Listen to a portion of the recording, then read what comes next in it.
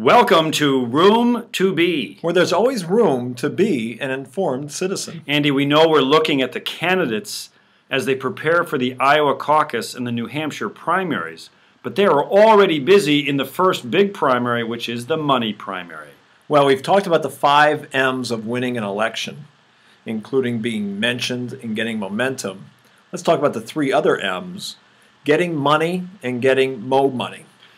Winning a presidential election is more than just being popular. You have to raise a lot of money. Barack Obama hopes to raise over $1 billion. And Andy, it's not very easy when there are strict limits. Well, we know that starting in 1974, our government wanted to limit the influence of fat cats.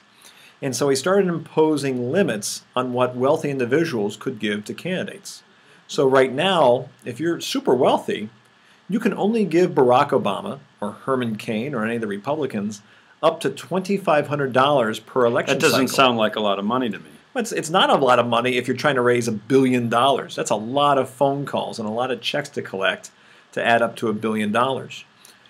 What we've done in the last several years, the last decade, is we've tried to close the loopholes of unlimited giving to political parties. But meanwhile, we have all these independent expenditures, these independent groups that can raise unlimited amounts of money if they spend it independent of the parties or the candidates. So the law creates these limits, Andy, but what you're telling me is more of an LOL moment.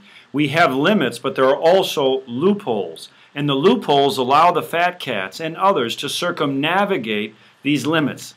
Tell us a little bit more about these loopholes, these 527 groups that I'm reading about. Anytime you make a law about money, there's a loophole, there's a way around it. And believe there's plenty of tax lawyers and accountants to help you find those loopholes. So the current big loopholes that big fat cats wanting to spend a lot of money are finding are called super PACs.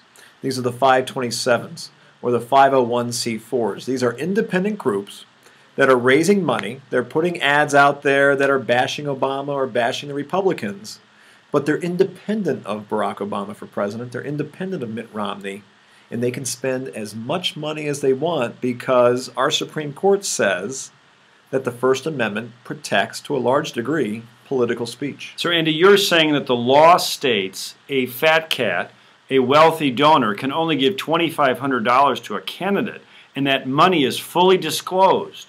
But at the same time, that fat cat can also, in an undisclosed manner, so that we can't even find out who they are, give an unlimited amount of money to an independent group that will run ads advocating for that candidate. That's right, and that's where the FEC, the Federal Election Commission, does a pretty good job of telling us who's giving money to which candidate and how those campaigns are spending that money. But when it comes to transparency of these independent groups, it is very hard to find out who's giving them money, how much money they're giving, and what these groups are spending money on. And that's the murkiness that we find ourselves today in campaign finance. We know if you want to be president, Andy, you've got to raise a lot of money. We also know that Congress has passed laws to give the perception that money does not play a significant role, that is, money by the fat cats. What we're learning here today in Room 2B is something a little bit different. The perception that money buys power, that ain't no perception, that's reality. Want to be a good citizen? Come into Room 2B. No fancy words. No fancy suits. Plain talk about issues you need to know. Just in time.